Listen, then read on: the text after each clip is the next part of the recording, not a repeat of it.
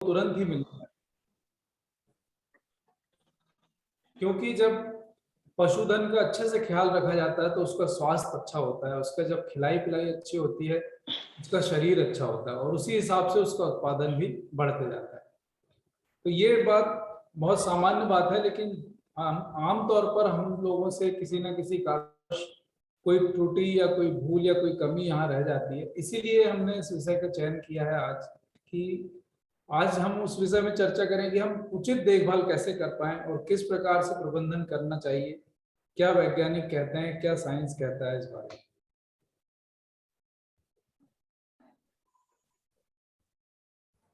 तो जब हम पशुधन पालने की बात करते हैं तो सबसे पहले बात आती है कि किस नस्ल का पशु आपके पास होना चाहिए।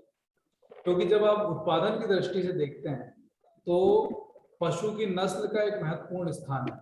क्यों कि जब आप किसी भी जैसे मान लीजिए कोई आपके पास व्हीकल है, तो उसका अगर कंपनी अच्छी है, एवरेज अच्छा है, तभी उसमें परफॉर्मेंस अच्छा मिलता है। इसीलिए नस्ल अगर आपकी अच्छी है, उसके अंदर कैपेसिटी है उत्पादन करने की, तभी आप जो उसमें इनपुट डालेंगे, यानी कि जो फीड देंगे, अपना समय देंगे और जो अपना पैसा लगाएंगे, तो उसका आपको रिटर्न उसी हिसाब से बराबर वापस मिलेगा, जब कि नस्ल अच्छी हो।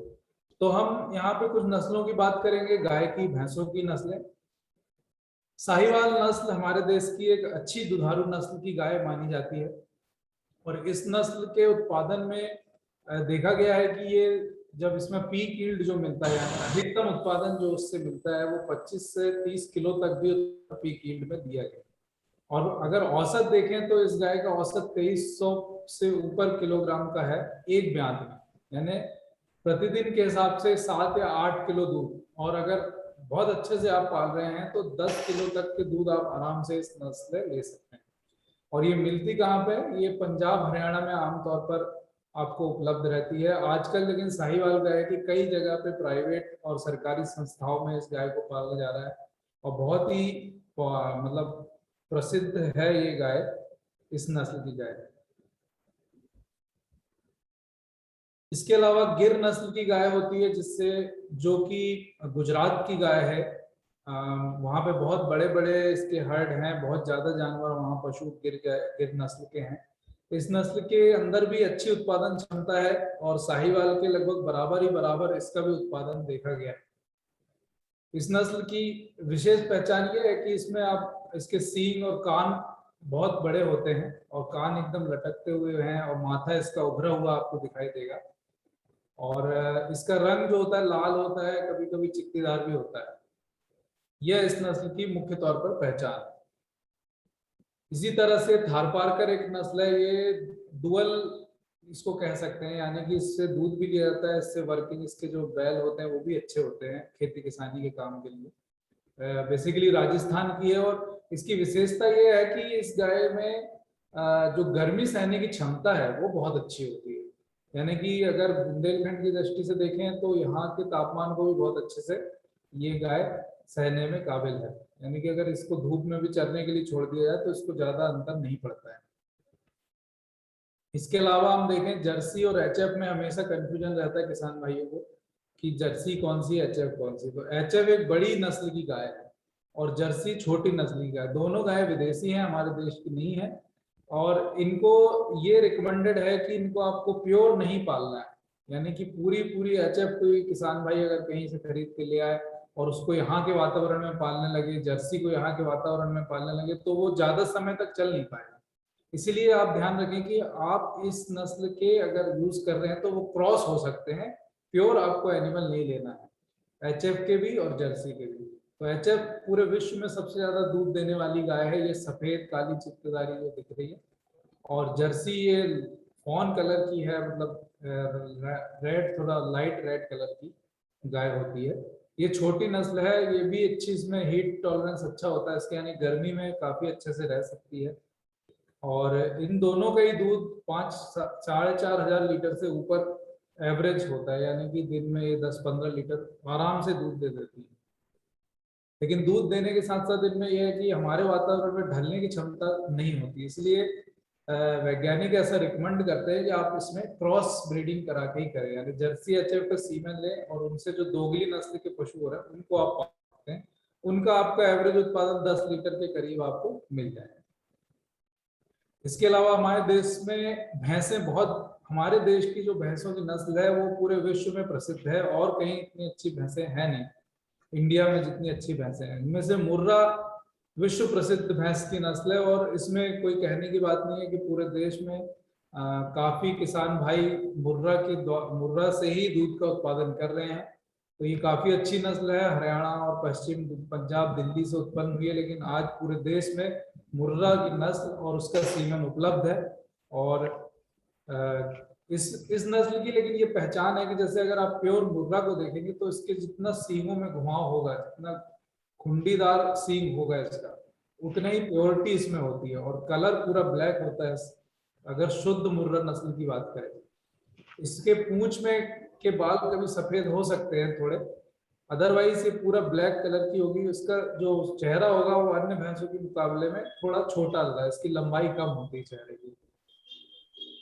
इसमें भी देखिए, इसमें जो फैट होता है गाय में 4-5% फैट होता है, भैंसों में फैट परसेंट ज्यादा, इसीलिए भी दूध के लिए ज्यादातर किसान भाई भैंसों को ही पसंद करते हैं। लेकिन मुर्रा के अलावा भी बहुत सारी नस्लें हैं जिनसे किसान भाई परिचित नहीं है। जैसे जाफराबादी नस्ल की भैंसें होती हैं, ये भी गुजरात की भैंस है और इसका दूध उत्पादन भी काफी अच्छा देखा गया है, मुर्रा नस्ल के बराबर ही देखा गया है। उसी प्रकार देखें तो मुर्रा के जैसी ही मिलती जुलती एक नस्ल होती है नीली रावी, जो पंजाब की नस्ल है।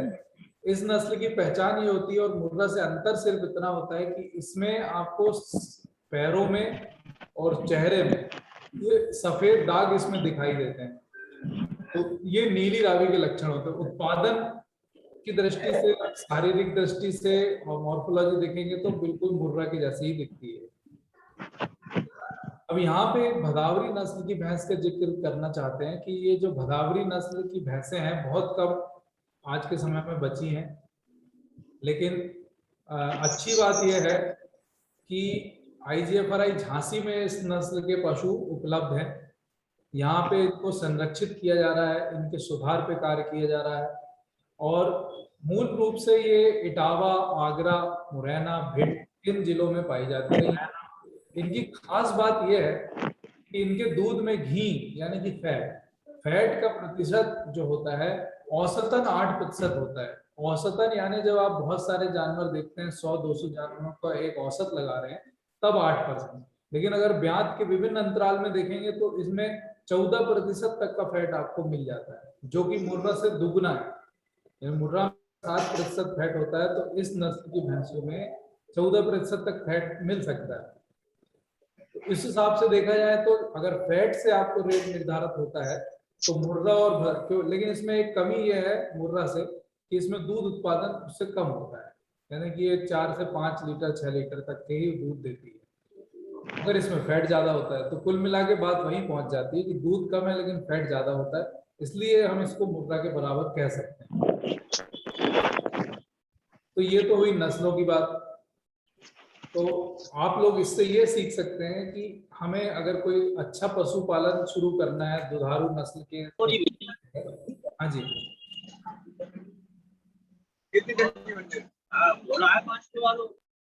ये गौरेंद्र यार ये म्यूट कर दो, ये कहीं से आवाज आ रही है। म्यूट हो गया सर, म्यूट हो गया। हाँ, तो अगर नस्लों के चयन करना हो तो बहुत सोच समझ के करें, उनके कैरेक्टर देख ले और अच्छी नस्ल का पशु आप पालें, ये हमारी सलाह इस मंच से आप सभी किसान भाइयों के लिए। पशुओं की उम्र का निर्धारण उनके दांतों को देख के किया जा सकता है। इसकी जरूरत जब पड़ती है जब आप पशु खरीदने जाते हैं, क्योंकि पशुओं की उम्र जो बेचने वाला आदमी है वो कभी कभी ठीक नहीं बताता, तो आपको इसकी भी जानकारी होनी चाहिए अगर आप पशुपालक हैं। तो इसलिए ये आप देख सकते हैं कि जो पशुओं में आगे के निचले जबड़े के दांत होते हैं उनमें उनके निकलने का एक क्रम होता है। तो अगर देखें कि शुरू में 1 से 1.5 साल या भैंसों में थोड़ा 1.5 से 2 साल की उम्र में पहले बीच के 2 दांत निकल आते हैं और इसी प्रकार क्रम जाए 3 से 3.5 साल में 4 दांत की भैंस हो जाएगी। अगर 4 दांत की है मतलब उसकी गाय भैंस की उम्र 3.5 से 4 साल है। अगर गाय है तो 3 से 3.5। इसी प्रकार पूरी जो मैच्योर गाय या भैंसे होंगी जिनमें 8 पूरे ये दांत 8 बड़े आपको दिखाई देंगे, तो इसका मतलब वो 5 साल से ऊपर की गाय है, 4 से 5 साल, और 6 से 7 साल में भैंसे। इस प्रकार भी आप पशु की उम्र का निर्धारण कर सकते हैं। अभी ब्यात का सीजन चल रहा है भैंसों में भी और गायों में भी, और बरसात का भी सीजन है। आमतौर पे क्या होता है कि जो जहाँ पे पशुओं को बांधा जाता है वो बहुत गीला और गोबर और पानी से भरा हुआ कीचड़ वाला इलाका होता है जो किसानों के पास जाती है। लेकिन अगर आप वहाँ बच्चे जो गाय ब्याने वाली है या जो भैंस ब्याने वाली है उसके लिए आप एक सूखा स्थान उपलब्ध जरूर कराएं और साफ सुथरा रखें, और हो सके तो वहाँ पुआल आदि को बिछावन दे दें ताकि बच्चा जो पैदा होने वाला है उसको आराम रहे और वो सूखा रहे। क्योंकि इस मौसम में जब बच्चा पैदा होता है, बरसात हो रही है, गीला हो जाता है, उसको तुरंत उसके कारण उसकी हो सकता है कि आगे वो बच ना पाए। तो अगर आप थोड़ा ख्याल रखेंगे तो आपका जो आपकी जो पशुओं की जो भविष्य है उसको आप बचा सकते हैं। इसी प्रकार अगर ब्यात के बाद आपको क्या क्या करना है, कुछ कुछ बातें हैं जो आपको ध्यान रखनी चाहिए। जैसे कि बच्चा को अगर सांस नहीं ले रहा है उसको ये ध्यान दें तुरंत जब ब्याता है तो कई बार उसमें सांस लेने में परेशानी होती है। तो उसमें क्या करें कि अगर नहीं ले रहा तो उसकी छाती पे दबाव दें, और उसको तब भी नहीं ले रहा तो आप पिछले पैरों से पकड़ के उसको उल्टा लटका के झटक सकते हैं।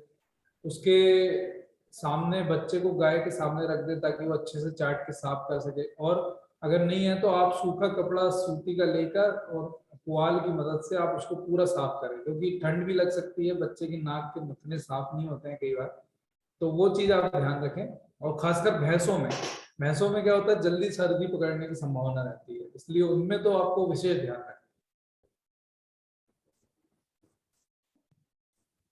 अब अगली बात ये बताना चाह रहे हैं कि यहाँ जो खीस होता है या क्या बोलते हैं तेली बोलते हैं यहाँ बुंदेलखंड में इसको, और इसमें कोलोस्ट्रम भी कहते हैं इसको इंग्लिश में।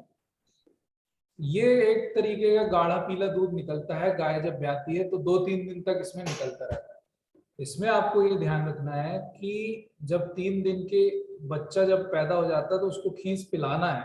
कई बार हम लोग किसान भाइयों में ये आमतौर पर भ्रांति फैली हुई है कि इसको नहीं पिलाना चाहिए, क्योंकि जब तक जेर नहीं गिर जाती है तब तक आपको इसको नहीं पिलाना है, नहीं तो पेट में कीड़े पड़ जाएंगे बच्चे के, या और अन्य बातें। लेकिन ऐसा वैज्ञानिक दृष्टि से कुछ भी साबित नहीं हुआ है, और बल्कि इसका उल्टा है। अगर आप कोलोस्ट्रम नहीं पिलाएंगे, खीस नहीं पिलाएंगे, बच्चे को तेली नहीं पिलाते हैं, तो उसमें रोग होने की ज्यादा संभावना है। अगर आप पिलाते हैं तो उसमें रोग होने की संभावना पूरी तरह से कम हो जाती है। तो ये खीस एक तरह से उसको लड़ने की शक्ति प्रदान करता है, उसको इम्यूनिटी प्रदान करता है, जो आजकल हम इम्यूनिटी सुन रहे हैं, तो इम्यूनिटी प्रदान करता है। इसी प्रकार इसमें गामा ग्लोबुलिन प्रोटीन होता है, जो हम देख रहे हैं ना आज हमारे अंदर एंटीबॉडी होनी चाहिए रोगों से लड़ने, उसी तरह से बछड़ों में लड़ने के लिए एंटीबॉडी दूध से आती है। तो अगर आप दूध नहीं पिलाते तो एक तरह से आप उसको एंटीबॉडी उसके शरीर में जाने से रोक देते हैं।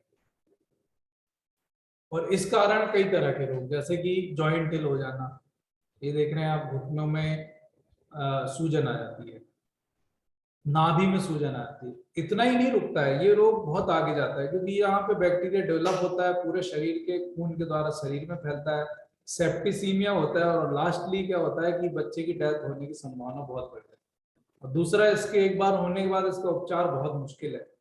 तो इसलिए अगर आप कोलोस्ट्रम पिला देंगे तो ये संभावनाएं बहुत ही कम है, बहुत ज्यादा।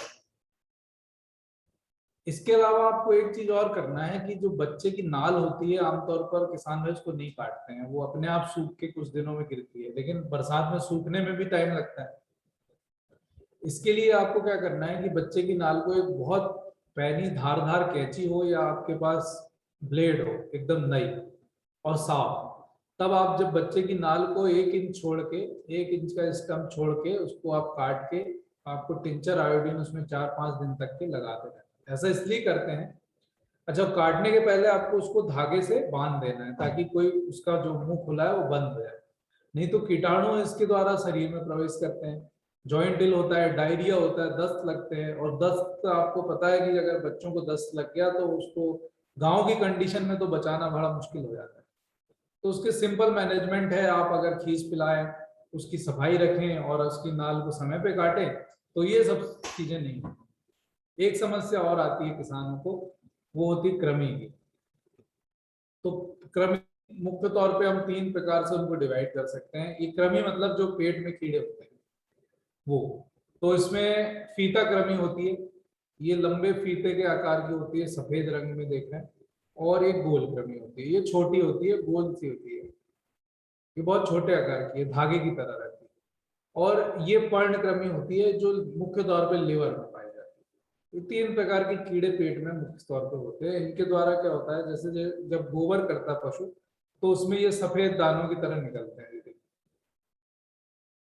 आप देख रहे हैं ना, इसमें ये सफेद दाने आपको दिख रहे हैं, ये सब कृमि है। इसी तरह से अगर आपके पशुओं में, बड़े पशु छोटे पशु किसी में भी इस तरह के दाने आ रहे हैं, तो इसका मतलब है कि उसमें आपका पशु कृमि का शिकार है। उसके लिए आपको क्या करना है, जब बच्चा छोटा है, 2-3 महीने का है, तो उसको आप जो है दवाई दे। 3 महीने का होने से पहले भी दवाई देना है आपको एक बार।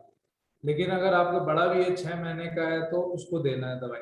और 1 साल के बाद तो रिपीट करना है, यानी कि हर 6-7 महीने में बच्चों में रिपीट करते जाए, और बड़े पशुओं में हर 1 साल में दवाई रिपीट करते जाए। किसी भी पशु चिकित्सक आपके पास गांव में हो, आप उनसे संपर्क करें, कृमिनाशक दवाई का इस्तेमाल करें। इसके फायदे क्या है, एक तो कृमि नहीं होगी, बच्चा इस प्रकार से कमजोर नहीं पड़ेगा, उसकी ग्रोथ अच्छी हो जाएगी।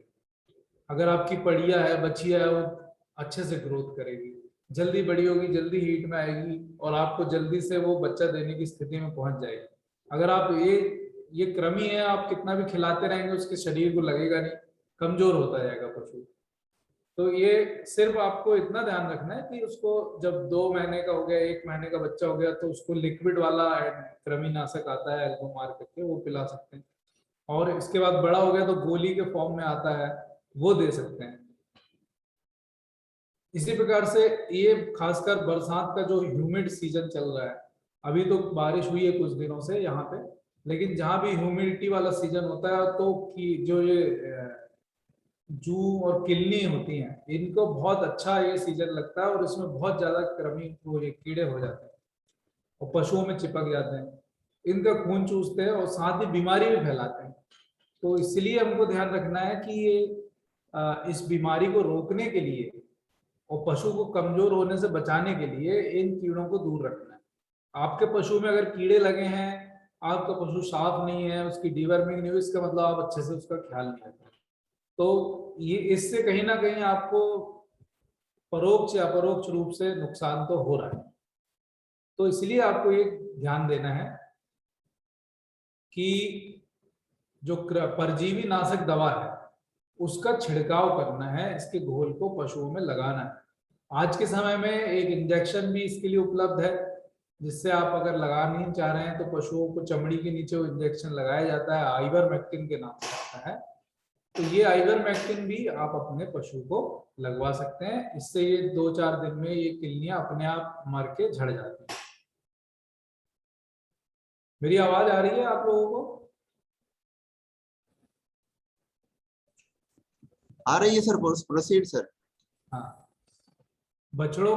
अब इसके बाद हम ये देखेंगे कि बच्चों का खासकर ध्यान रखना इसलिए जरूरी है कि अभी थोड़ा नम और सर्द सीजन चल रहा है, तो इसलिए आप बिछावन आदि का प्रयोग करें, सूखे कमरे में बच्चों को रखें, उनको उचित मात्रा में दूध दें, और जो उनके लिए जो दाने का मिश्रण है वो अच्छा बनाए। उसमें ज्यादातर आप इस्तेमाल करें मक्का या जौ, और 30% के लगभग खली मिलाएं, और चोकर उसमें कम रखें, क्योंकि बच्चे के लिए बनाना है आपको। अगर आप इस तरह से बच्चे को 15 दिन से आप दे सकते हैं, जनरली हम नहीं देते हैं छोटे बच्चों को, लेकिन अगर 15 दिन से आप देना शुरू कर दें तो उसकी ग्रोथ अच्छी होती है, क्योंकि दूध तो उसको धीरे धीरे कम होता जाता है। 15 दिन तक तो दूध पे ही रहना है, लेकिन आप देंगे तो उसको जल्दी रूमेन विकसित हो जाएगा, उसका जो पेट है उसमें विकसित जल्दी हो जाएगा, और दाना वो धीरे धीरे खाना शुरू कर देगा। 1 महीने का होते होते वो खाने लगेगा। तो 15 दिन से आप इस तरह से दाना मिश्रण बना के पशु को दे सकते हैं, मतलब बछड़े को दे सकते हैं। इसके अलावा बात करें दूध निकालने की, तो 2 वैज्ञानिक विधि है जिनसे दूध निकालना चाहिए। एक तो छोटे पशु हैं, जो पहली ब्यात के पशु हैं, उनसे आप चुटकी बना के उससे निकाल सकते हैं, स्ट्रिपिंग जिसको कहते हैं। और दूसरा है पूर्ण हस्त विधि होती है, जब आप पूरे हाथ से दबा के, जो कुछ किसान भाई निकालते हैं भैंसों आदि में जो गाय हैं, तो इसमें मुट्ठी बना के इस प्रकार से आप दबा के निकाल सकते हैं। इसमें करना क्या नहीं है, आप अपने अंगूठे का इस्तेमाल नहीं करते। ये अंगूठा मोड़ के जो निकालने की दूध की विधि है, ये खराब है, थन के लिए खराब है। एक बार आप, और ज्यादातर हमने जो देखा है, ये किसान भाई इसी तरह से दूध निकालते हैं, क्योंकि उनकी प्रैक्टिस उस प्रकार से हुई है, शुरू से उन लोगों को पता है कि हमको ऐसे ही दूध निकालना। तो ये थन को नुकसान पहुंचाता है, क्योंकि ये हड्डी थन में गड़ती है, उससे थन को नुकसान पहुंचता है, थन में चोट लगती है, लगातार चोट लगती रहती है, क्योंकि दूध तो आपको सुबह शाम दोनों टाइम निकालना है। तो दूध निकालने से उसके कारण थन में बीमारी होती है फिर आगे जाके, और थन बंद हो जाता है, तो नुकसान आप ही लोगों का हो जाता है। इसलिए आप अच्छी विधि का इस्तेमाल करें, धीरे धीरे परिवर्तन करें, एक साथ नहीं संभव है तो। अच्छा, दूध निकालने में एक बात और है जो यहाँ नहीं दिख रही है। हम लोग क्या करते हैं, गीला करके ही दूध निकालते हैं, सूखे थन से दूध नहीं निकालते। हम पानी लगाते हैं या दूध उसी को निकाल के उसी को थन में लगाते हैं, जो भी करते हैं हम गीले थनों में दूध निकालते हैं। अच्छा, उससे क्या होता है कि जब हम दूध निकाल लेते हैं तो थनों में चिपचिपापन बना रहता है, और जब थन, खासकर सबसे गंदा तो ये है कि आप वहीं से थन से दूध निकाल के उसको ही लगा देते हैं, ये सबसे बेकार है। और वैसे भी गीले थन में दूध नहीं निकालना चाहिए। आपको करना क्या है कि आप थोड़ा सा,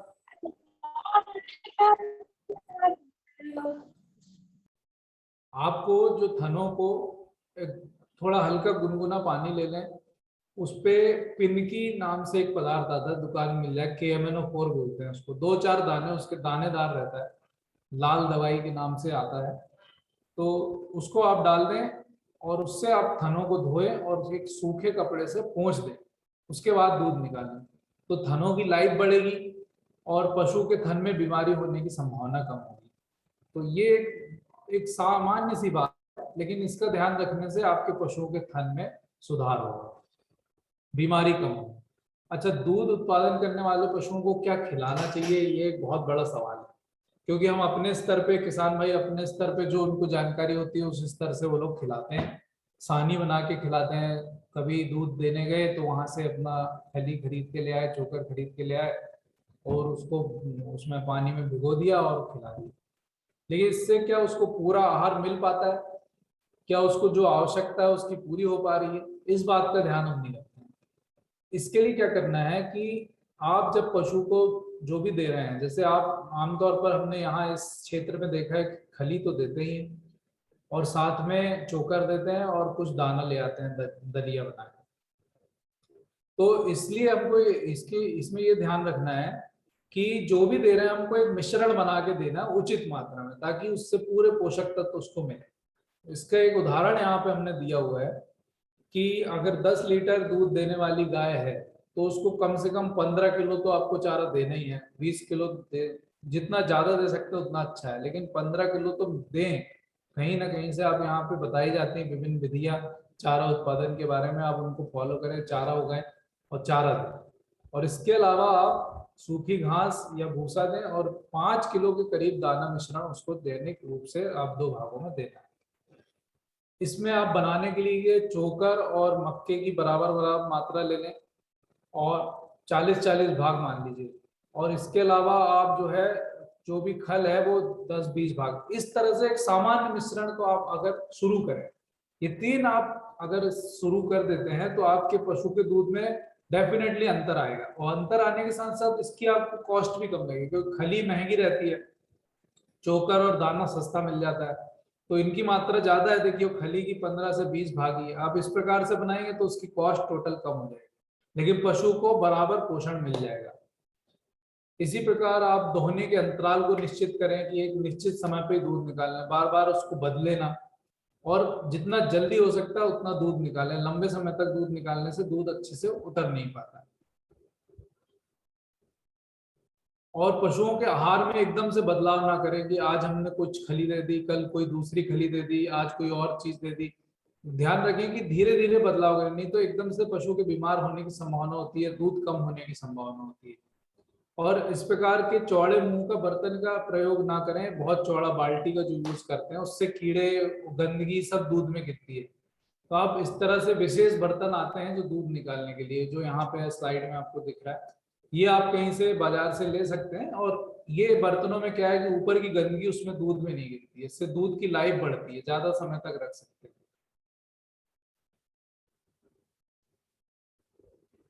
अब इसके बाद हम बात करेंगे पशुओं की बीमारियों की। तो सब हम अगर पशु पाल रहे हैं और समय पे हम ये पता लगा लें कि ये पशु बीमार पड़ रहा है और उसको उसी समय उसका इलाज मिल जाए, इससे अच्छा कुछ नहीं हो सकता। इससे अच्छा पशु के लिए भी कुछ नहीं हो सकता, आपके लिए भी, और जो पशु चिकित्सक है उसके लिए भी। क्यों? क्योंकि आप जितना जल्दी पशु को पहचान पाएंगे कि ये बीमार है, तो उतना जल्दी उसको इलाज मिल जाएगा और उतना जल्दी वो सही हो जाएगा। इससे आपको लाभ होगा क्योंकि उसका दूध कम नहीं होगा, पशु का नुकसान नहीं होगा। पशु चिकित्सक के लिए अच्छा है क्योंकि वो उसका अगर जल्दी इलाज हो जाएगा, बीमारी बिगड़ेगी नहीं, तो कम खर्च में और जल्दी इलाज कर पाएगा और उत्पादन तो बढ़ेगा। तो इसलिए आपको शीघ्र पहचान करना आना चाहिए। इसके लिए हमारी ये सलाह है कि आप लोग अपने पशुओं, जो भी पशुपालक 2 या 4 पशु रखे हुए हैं, तो कम से कम एक थर्मामीटर अपने घर में जरूर रखें। 100 या 50 रुपए का, 150 रुपए के करीब ये आपको मिल जाएगा। ये आप थर्मामीटर रखने से फायदा क्या है कि जब आप पशुओं का तापमान लेंगे और उसको पता लगा लेंगे कि इस पशु का तापमान कितना है, अगर पशु सुस्त है, खाना खाना बंद कर दिया, रौंथ नहीं रहा, जुगाली नहीं कर रहा, एकदम से अलग खड़ा हुआ है, तो ये सब लक्षण होते हैं कि यार पशु बीमार है। गोबर में कभी कभी अंतर आ गया या उसके पेशाब में अंतर आ गया, तो ये सब लक्षणों को आप पहचान लें और सबसे पहले आप उसका तापमान ले लें। तो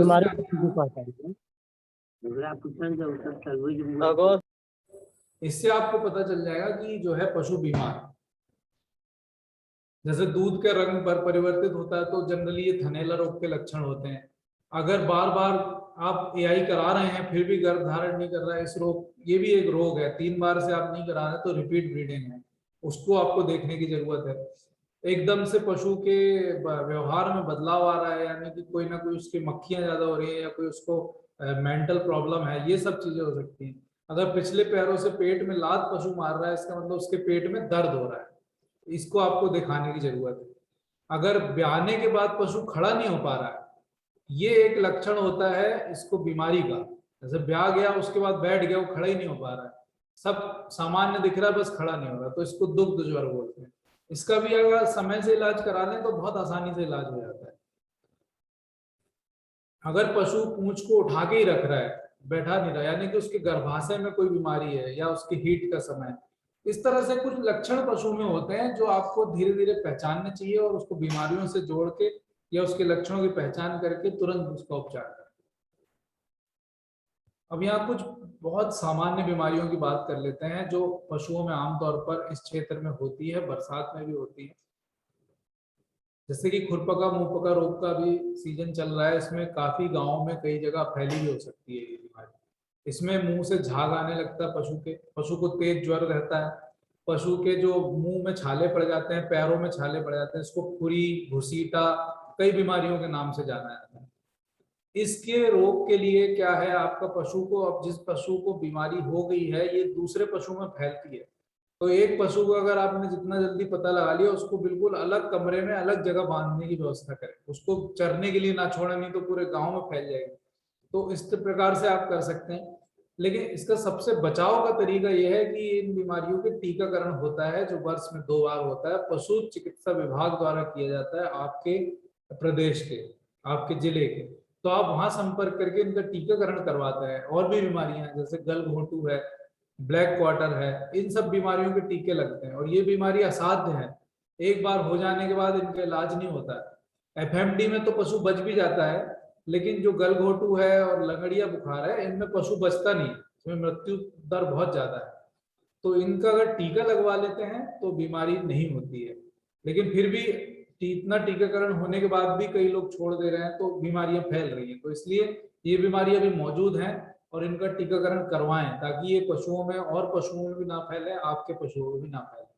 एक बार खुरपका किसी पशु को हो जाता है, उसकी उत्पादन क्षमता में बहुत प्रभाव पड़ता है, बहुत बुरी तरह प्रभावित होती है। पशु बचा भी रहता है लेकिन वो एक तरीके से बेकार ही हो जाता है, इसलिए आपको ध्यान रखना है। दूसरा एक रोग होता है ब्रूसेलोसिस। इसमें क्या होता है कि जो पशु 7 से 9 महीने के गर्भ होने के बाद वो बच्चा फेंक देता है, इसको ब्रूसेलोसिस रोग बोलते हैं। अगर कोई पशु आपके पास ऐसा है जो हर बार गाभिन तो हो जा रहा है लेकिन वो हर बार गर्भपात कर रहा है, यानी कि उसको ये बीमारी है, इसका भी टीकाकरण होता है, लेकिन हमारे क्षेत्र में ये ज्यादा बीमारी है नहीं, तो इससे घबराने की बात नहीं। लेकिन ऐसा कोई पशु आपके पास है तो उसको आइडेंटिफाई करिए, जो 1 ब्यात 2 ब्यात 3 ब्यात से लगातार गर्भपात जिसमें हो रहा है, यानी कि उसमें ये रोग है, तो इसका आप इलाज करा सकते हैं। अच्छा, एक बहुत ही उत्पादन से जुड़ी हुई बीमारी है जो है थनैला रोग, जिसको मैस्टाइटिस बोलते हैं। इसकी काफी शिकायत किसान भाई करते हैं कि हमारे पशु, इसके लक्षण देखिए क्या होते हैं कि हमारा पशु का एक थन से अचानक दूध आना बंद हो गया, या पशु के थन में खून आ रहा है, या पशु का थन कड़ा पड़ गया, या मवाद आ रही है। तो इस तरह के लक्षण अगर आपके पशु में भी आ रहे हैं तो आपका पशु में थनैला रोग होता है, और इस रोग में आपको पहले ही उपचार करना है जितना जल्दी हो सके। तो इसलिए आप पहले तो सलाह ये है कि आप दैनिक रूप से जो दुधारू पशु हैं, क्योंकि ये बहुत आम बीमारी है, तो आप उनके जो थन से जो पहला दूध की जो कुछ बूंदें निकलती हैं, उनको एक काले सूती के कपड़े में निकाल के देखें। रोज नहीं देख सकते तो हफ्ते में एक बार देखें, तो उसमें आपको समझ में आ जाएगा कि इसमें फटे दूध की तरह चिथड़े तो नहीं दिख रहे हैं।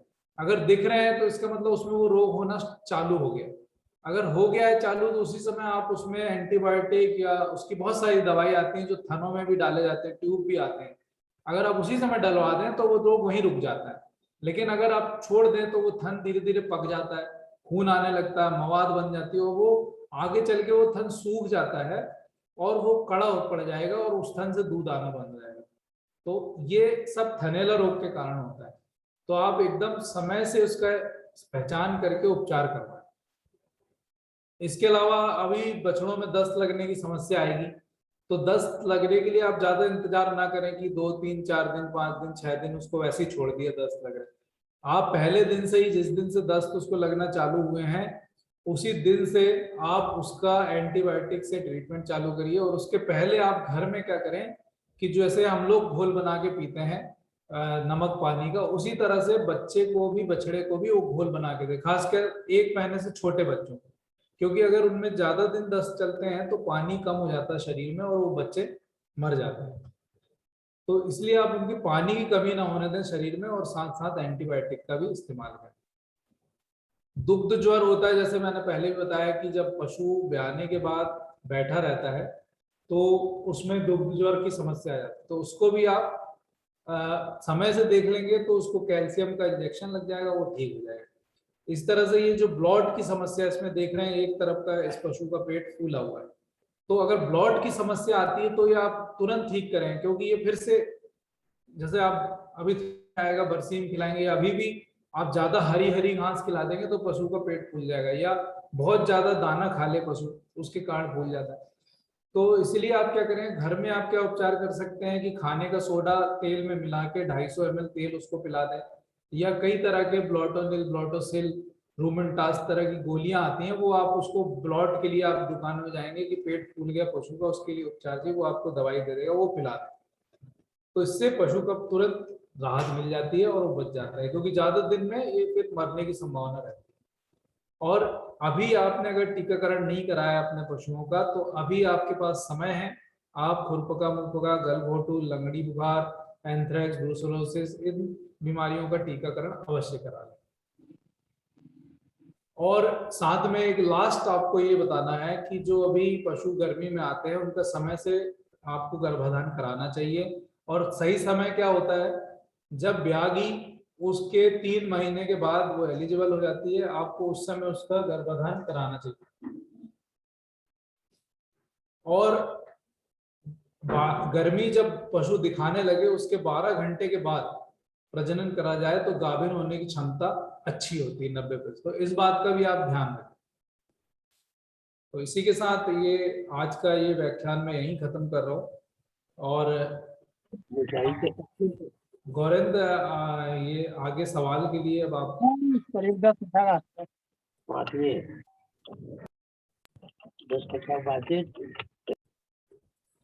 सर बहुत बहुत धन्यवाद सर। आज का जो है टॉपिक बहुत ही महत्वपूर्ण था किसानों के लिए। मतलब जितना एग्रीकल्चर महत्वपूर्ण होती है उतना लाइव स्टॉक भी महत्वपूर्ण होता है। जो कई बार हम लोग जो है अपने पशुओं की बीमारियों को और उनकी व्याधियों को नजरअंदाज कर देते हैं, तो उससे क्या होता है कि उनकी उत्पादकता में फर्क पड़ता है, और साथ ही साथ हम लोग उनके जो है आहार पर भी ज्यादा ध्यान नहीं देते हैं। तो इस दिशा में जो है ये लेक्चर सर बहुत महत्वपूर्ण था। किसान भाई, उम्मीद है कि इससे काफी कुछ जो है फायदा उनको मिला होगा, जानकारी नई मिली होगी। आप किसान भाइयों, आप लोगों से रिक्वेस्ट है कि आप लोग के अगर कोई सवाल है तो आप लोग एक एक करके पूछ सकते हैं। किसी भी विषय से संबंधित, पशुपालन हो, कृषि हो, या कोई भी जो है आपका खेती बाड़ी संबंधित सवाल हो तो आप लोग पूछ सकते हैं। नमस्ते सर। नमस्कार जी। सर क्या कहते हैं, जो टीका जो लगता है सर एफएमडी का, हाँ, ये सब सरकारी लगता है कि हम लोग अपना सब खरीद के लगवा सकते हैं? ये जो टीका होता है ये सरकारी भी लगता है, आप अपने से खरीद के भी लगा सकते हैं। तो वही सर, इधर लग नहीं रहा है तो वही हम बोले थोड़ा जानकारी ले सर से। नहीं नहीं, आपके जो पशु चिकित्सालय से आप संपर्क करिए, वहां पे आपको अवश्य टीका मिल जाएगा। नहीं मिलेगा तो आप वहां से पता करिए कि कहाँ मिलेगा, वहां से आप लाके लगवा सकते हैं। सर वहां जाते हैं तो वहां पर बोला जा रहा है कि लॉकडाउन लेके अभी टीका आया नहीं है। हाँ, ये हो सकता है कि लॉकडाउन में नहीं आया हो, तो आप जो है उनसे ये पता कर लीजिए कि दुकानों में आसपास कहाँ मिलता है। लेकिन टीका के लिए आपको ध्यान ये रखना है कि ये जो ठंडा ही रहना चाहिए। जैसे आप लोग देखे होंगे कि हम लोग को भी टीका लगता है तो तुरंत तो उससे निकालते हैं, बर्फ से तभी लगाते हैं। जी आप सर। अगर इसको जेब में रख के ले आएंगे दुकान से तो वो खराब हो जाएगा, तो वो वैसे नहीं लाना है। इसलिए वो डब्बे में लाते हैं, ठंडा रहना चाहिए। क्योंकि जैसे ही अगर आप उसको ठंडे से बाहर कुछ देर रख देंगे गर्मियों में तो पानी हो जाता है, फिर वो किसी काम का नहीं रहता।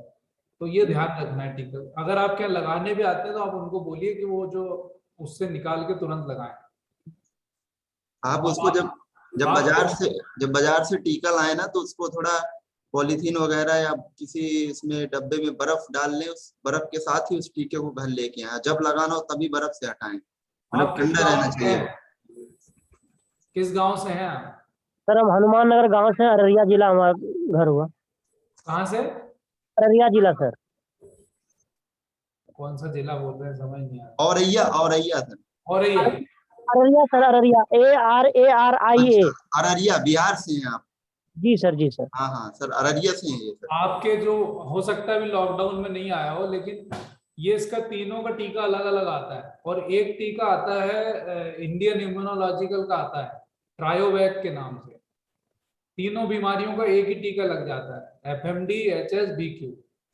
तो आप एक टीका लगा लेंगे तो वो तीनों बीमारियों को कवर कर देता है। आप वो भी लगवा सकते हैं। अगर आप प्राइवेट खरीद के लाएंगे ना तो जी सर। ज्यादा महंगा नहीं पड़ेगा आपको। आपके जो अगर कितने पशु हैं आपके पास? सर 4 पशु है। 4 पशु हैं तो वो छोटा वाला डोज आप ले आइएगा, शायद उनके पास 10 डोज का आता होगा, तो वो ले आइए। तो आपको 400-500 में आपका काम हो जाएगा। और तीनों का एक साथ ही मिल जाएगा आपका ट्रायल। और आप लगा लेंगे तो आप देखेंगे कि आपके पशु को FMD बिल्कुल नहीं होगा। जो आसपास में हो भी गया तो आपका पशु बच जाएगा। धन्यवाद।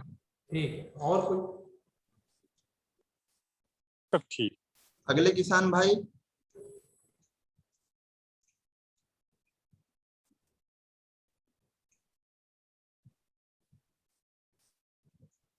ठीक है, अगर कोई नहीं है तो फिर वाइंड अप कर दे। कोई और किसान भाई, किसी कुछ पूछना हो?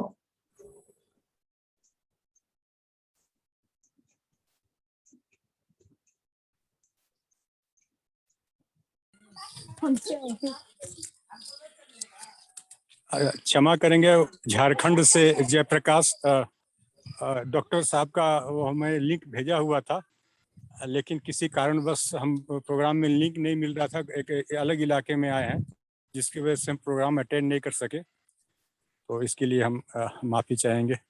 आज जयप्रकाश जी बताए हाँ प्रणाम सर। और हम लोग ये आए थे अपने, तो उसमें लिंक नहीं मिल रहा था। पशुओं की बीमारी से संबंधित कोई आपका प्रश्न हो तो थोड़ा बोलिएगा। हाँ सर। आज ये पशुओं की बीमारियों पर चर्चा कर रहे थे हम लोग। जी अच्छा। मूलतः हमारे यहाँ, अब हम अपनी स्थिति हम लोग क्या बयान करें। हमारे यहाँ जो टीकाकरण की समुचित व्यवस्था नहीं है, अच्छा अच्छा। जिसका कि हम लोग नुकसान भुगत रहे हैं। और टीकाकरण जो बरसात के पहले और बरसात के खत्म होने के बाद में, तो इसकी हमारी समुचित व्यवस्था नहीं है। दूसरी चीज, हमारे यहाँ एक बीमारी फिलहाल में भी हुआ है, चमड़ी जाने का। चमड़े में एक तरह से उसको एक नई बीमारी है, उसको क्या तो नाम अभी दिया गया है उसको। उसके लक्षण क्या होते हैं, लक्षण बताइए आप। वो गाय के शरीर में कुछ हिस्से में उसमें रोआ थोड़ा उभर जाता है, और वो चमड़ी है सो वहाँ से छिल जाता है। और ये कोई केवल स्किन डिजीज नहीं है, इससे है सो दूध भी प्रभावित हो जाता है और गाय रोगग्रस्त हो जाती है। सरफराज, वो जो हम लोग को चमड़ी वाली बीमारी जो गाय को होती है, उसका क्या नाम बताया गया है?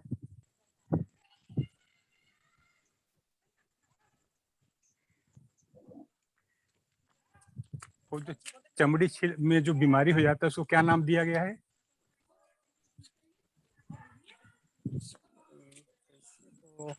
याद नहीं पड़ रहा है। नहीं पड़ रहा है ना। आप ये बताइए उसमें समस्या क्या आ रही है? चमड़ी निकल, हाँ, उसमें चमड़ी गोल सा निकल करके और उसमें ब्लड आ जाता है। वो हाँ, जिसमें जितना क्षेत्र में प्रभावित होता है, वो बाद में वहां से ऊपर का एक लेयर उतर जाता है, फिर बाद में खून आने लगता है। ये फैल भी रही है? अच्छा, ये तो गाय के और शरीर में फैल जाता है। हाँ, फैल जाता तो है। थन वगैरह, एक गाय से दूसरों गाय में भी अच्छा हाँ, होता है। दूसरे एक गाय दूसरे गाय में भी हो जाता है।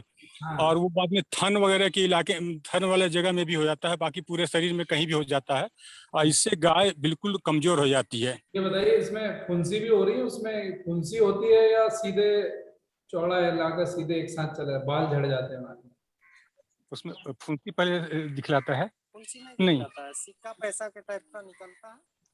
अच्छा, इसमें क्या होता है कि वो जो जैसे सिक्का जो होता है पैसा जैसा, वैसा गोल गोल हिस्सा है सो, उसी के आकार में वो रोमा थोड़ा उभर जाता है। उसके बाद कुछ समय के बाद में वो चमड़ी निकल जाता है वहां से। मतलब एक सिक्के के आकार में बाल झड़ रहे हैं? जी जी।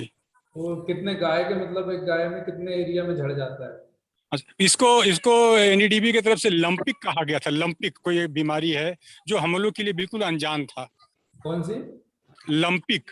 Lumpy lumpy. अच्छा, लंपी लंपी हाँ। लंपी स्किन डिसीज है वो। हाँ लंपी जी। ये तो वायरल है, लंपी स्किन डिसीज एक वायरल बीमारी है। अच्छा तो अच्छा। आजकल फैल रही है ये बीमारी थोड़ा। जी जी मक्खी काटने से सर। इसके लिए आपको लेकिन उपचार ये करना है कि जी। पहले तो जो लीजन हो रहे हैं जहां भी हो, हाँ। उनमें इन्फेक्शन ना होने पाए। जैसे क्योंकि ये वायरल बीमारी है तो एंटीवायरल तो कोई दवा होती नहीं है, तो अच्छा आपको क्या है, सिम्टोमेटिक ट्रीटमेंट करना है। जी जैसे अगर किसी गाय में आ गया तो पहली बात तो उसको दूसरी गायों से मिलने नहीं देना, क्योंकि हाँ फैलेगी, ना। है ना। जी दूसरा जो है, इसके जो थनों को पूरा जब धोआ जाए तो एकदम धुल के, हाथ धुल के, जो भी आदमी धो रहा है, एक तो आखिरी में धोए। अच्छा। हाँ, जो सारे जानवर निकल जाए, जो प्रभावित जानवर है उसको आखिरी में धोआ जाए। और दूसरा, जी उसकी KMNO4 या कोई भी डिसइंफेक्टेंट डाल के पहले सफाई की जाए थनों की, उसके अच्छा। बाद ही उसको धोआ जाए। और दूसरा, जहां भी ये लीजन दिख रहे हैं ना आपको, जी जी तो उसमें कोई भी एंटी इन्फेक्टिव ट्यूब जैसे लॉरेक्सेन है, हीमैक्स आपके पास उपलब्ध हो, जी। हाँ जी जो जी। भी उपलब्ध हो, तो हम्म। आपके जहाँ भी लीजन बन रहे हैं उनको सफाई करके और वहां पे लगवाएं। और जी। साथ में आप, अगर पशु को ज्वर आ रहा है, बुखार भी आ रहा है, हाँ हाँ। तो उसको आप एंटीबायोटिक और एंटीपायरेटिक, ये दो दवाई, जैसे कोई भी एंटीबायोटिक आप लगा सकते हैं, सामान्य तौर पर आप एमोक्सिरम लगवा सकते हैं जो जी। स्किन के लिए भी अच्छी रहती है और हम्म। थनों के लिए भी ज्यादा फायदेमंद है।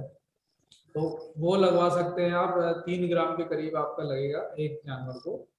जी अच्छा इसके अलावा आप जो है इसमें एक एंटी मेलोनेक्स दे सकते हैं अगर फीवर आ रहा है तो। अच्छा 10-15 मेलोनेक्स का लग जाएगा।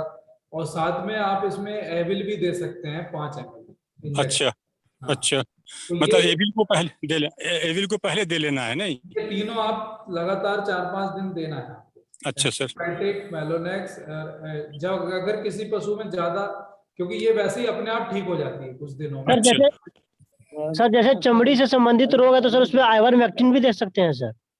नहीं, आइवरमेक्टिन तो आपको जब देना है जब मेंज की बीमारी हो, यानी कि जब मेंज हो, यानी कि वो एक मेंज होता है माइट्स की वजह से होता है जिसमें बदबू आती है स्किन से, अच्छा उसमें ये काम करेगा।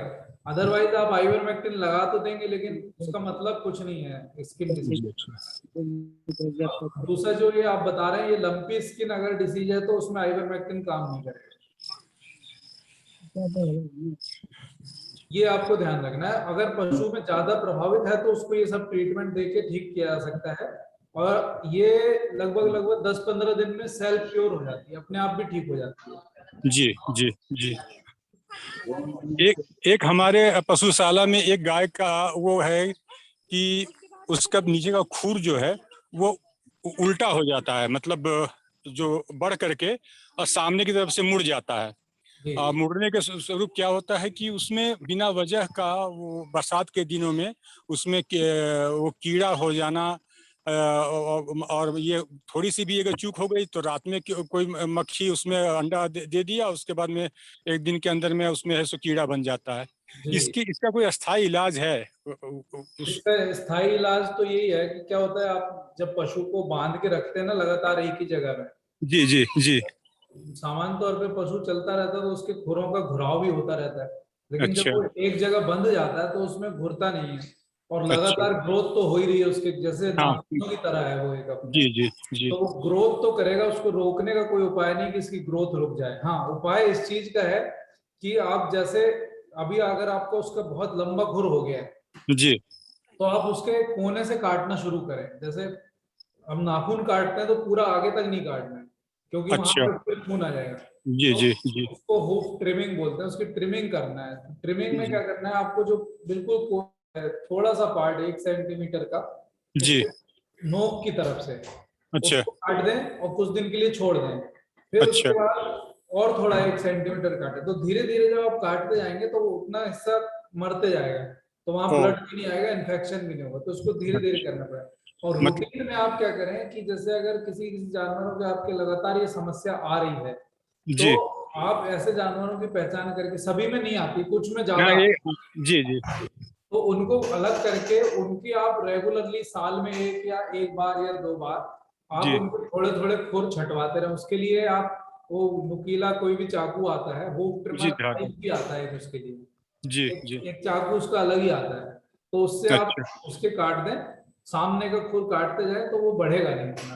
इसके अच्छा अच्छा। अलावा उसको मिनरल आप अगर प्रॉपर देते रहें तो उससे भी उसको फायदा मिलेगा, मिनरल। मिनरल जी जी जी जी। बहुत बहुत धन्यवाद सर।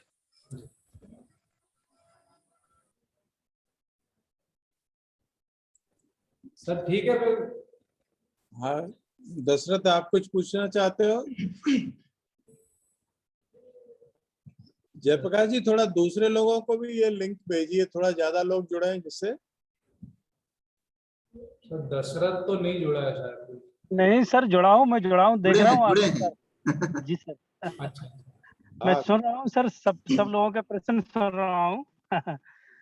ज्यादा लोगों को थोड़ा सा सूचना दो ना इसकी जोड़ने के लिए। जी सर बिल्कुल देंगे, अगली बार से हम और काफी लोग जोड़ेंगे। हाँ, जी सर। और कुछ पूछना है? सब ठीक चल रहा है गांव में? जी सर, बढ़िया चल रहा है सब। कुछ लोग टीकाकरण भी करवा रहे हैं अपने निजी स्तर से। अच्छा, सरकारी नहीं हाँ स्टार्ट हुआ अभी? हाँ सर, वैसे सब ठीक है अभी हाल में, किसी किसान भाई को कोई दिक्कत नहीं है, साढ़े पशु सब ठीक है। चलिए, अच्छी बात।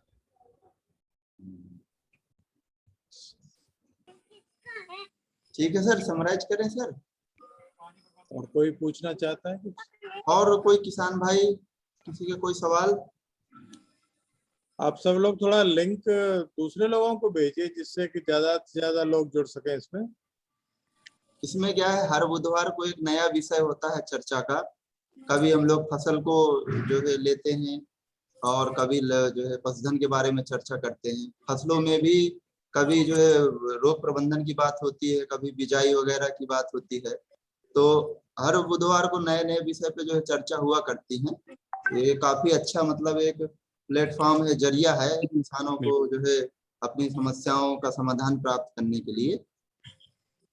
तो आज सर मैं एक बात कहना चाह रहा था कि हमारा नेक्स्ट जो वेडनेसडे है बुधवार को हमारा क्या प्रोग्राम रहेगा, तो उसी हिसाब से लोगों को के पास जो क्वेश्चन होंगे या तो सब अटेंड नहीं करेंगे, उनके तरफ से जो क्वेश्चन होंगे वो हम देंगे, या कुछ लोगों को पहले से प्रिपेयर करेंगे। तो अगला हमारा क्या होगा सेमिनार का विषय? तो दीपक अगला बुधवार को बकरी पालन पे कर दीजिए प्रोग्राम। अच्छा ठीक है, तो मैं इसके बारे में लोगों को ये जागरूक करूंगा सर। बकरी पालन पे कर दें अपन। दीपक सर, हाँ ठीक है सर। हाँ तो अगला सेशन बकरी पालन पे रहेगा, है ना? ये अच्छा ठीक है किसान भाइयों, फिर अगले बुधवार को हम लोग फिर से जुड़ेंगे जो है इसी समय पर, और जो है चर्चा का विषय होगा बकरी पालन कैसे करना है। तो जो है आज के लिए इतना ही। आप सभी लोगों को जुड़ने के लिए बहुत बहुत धन्यवाद। और ठीक है सर, लीव करें सर? ठीक। ठीक है, धन्यवाद, नमस्कार। नमस्कार। सभी को प्रणाम सर।